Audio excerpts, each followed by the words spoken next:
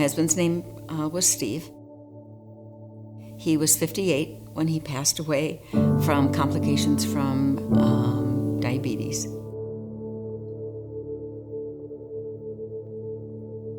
I have two boys. Eric is my oldest, and my youngest is Nick. And I have a 2-year-old granddaughter, Samantha, who I take great joy in. We consider him her guardian angel.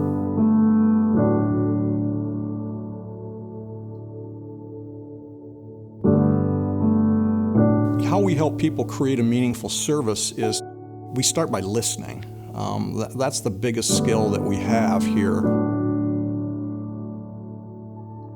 If you're a great listener, you can get to what a person's life is all about.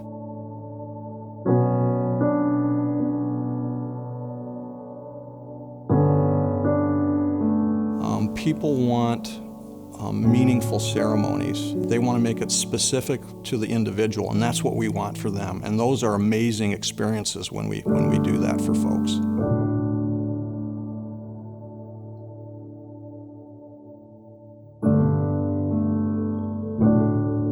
J. Albion Heath passed about 3.5 years ago, and he was a fantastic person. He just loved to kayak, canoe. We hiked, we loved to travel. He loved to travel. To me, to our children, and to his friends, he was very jovial. He could carry on a conversation with anybody, and he was just great.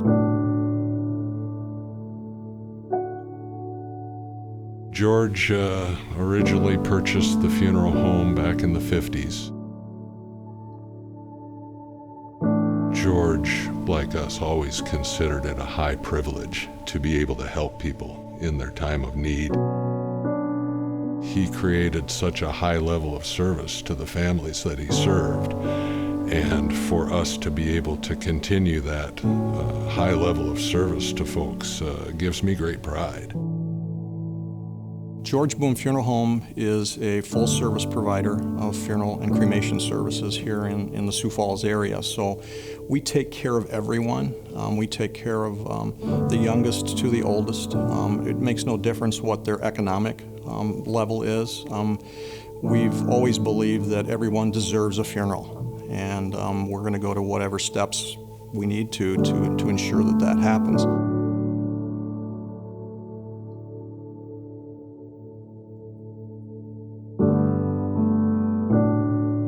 Death is never easy, even when it might be anticipated. It's still very final, and so everybody deals with grief in their own way.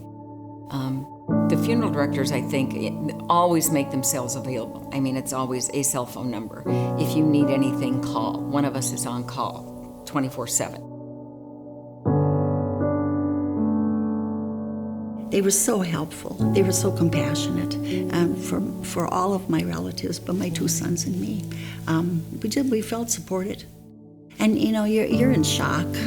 You really are in shock. But they saw our family through the process, and I felt that there was a lot of respect, a lot of dignity.